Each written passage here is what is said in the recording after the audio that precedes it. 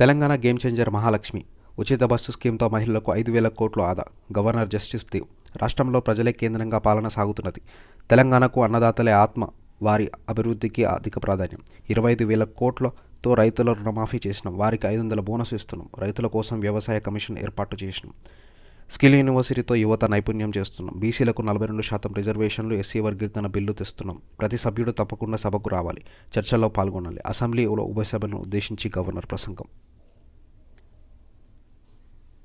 Telangana game changer Mahalakshmi ఉచిత bus స్కీమ్తో మహిళలకు 5,000 కోట్లు ఆదా.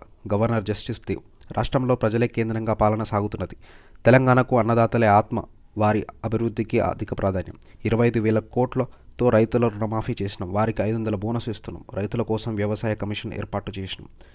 స్కిల్ యూనివర్సిటీతో యువత నైపుణ్యం చేస్తున్నాం. బీసీలకు 42% రిజర్వేషన్లు, ఎస్సీ వర్గీకరణ బిల్లు తెస్తున్నాం. ప్రతి సభ్యుడు తప్పకుండా సభకు రావాలి, చర్చల్లో పాల్గొనాలి. అసెంబ్లీలో ఉభయ సభలను ఉద్దేశించి గవర్నర్ ప్రసంగం.